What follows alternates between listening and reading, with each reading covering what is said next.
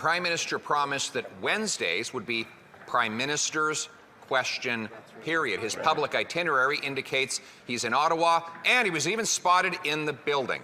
So the question is for the Prime Minister about the carbon tax chaos he has unleashed.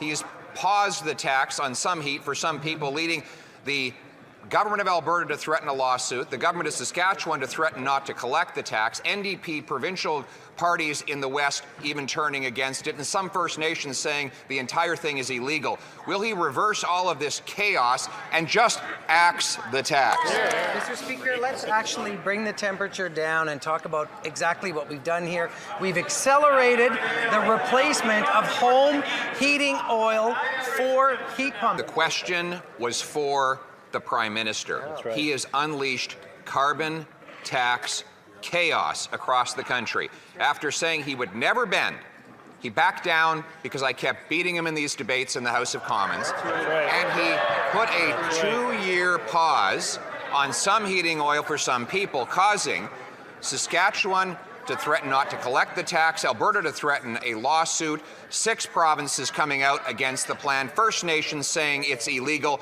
If he's so proud of himself and what he's done, then why won't he stand up now and defend it? The honourable leader of the opposition seems to be too busy patting himself on the back to actually do his homework.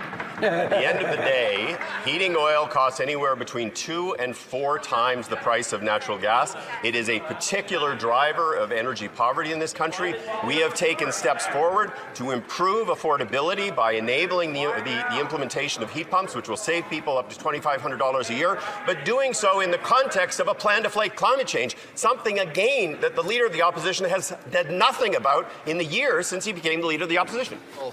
Badly for that Liberal minister who's been abandoned by his leader, who the leader of their government won't even stand and defend his own decisions. We know that on Thursday, he suddenly, after having his door beat down by terrified Liberals about to lose their seats, decided to flip-flop and bring in a temporary pause on a tax until after the election, dividing Canadians once again into 2 different classes.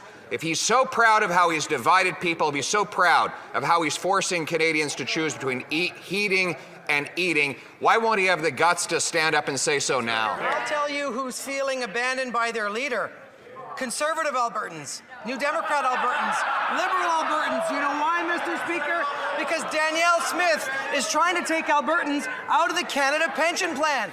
Mr. Speaker, that carbon tax question was for the Prime Minister on Prime Minister's question period today. And I know that I don't have my glasses on, but that guy doesn't look like the Prime Minister, Mr. Speaker. You're right, it's not. So I have a very simple motion.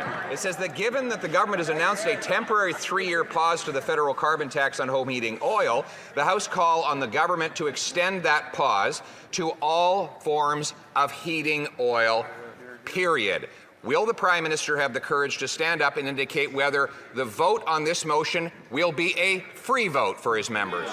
Mr. Speaker, that we as Liberals are united on. We are united on the fact that the leader of the opposition is trying to destroy the action that our government is taking on climate change. Not only our government, but governments across the world that are finally turning the tide, because he wants to go back to the time when they were attacking climate action. Mr. Speaker, we're united in the fact that we led the G7 in 2020 and 2022 in growth, that we're going to be #1 again in 2024, that 64,000 jobs were created in Canada. Which country would he change places with? When he denigrates Canada, what country does he think better? Because this is the greatest country in the world, and we will stand up for it, Mr. Speaker. Well, we have someone now auditioning for the job of Prime Minister. There we go. And the cat's away. The mice will play.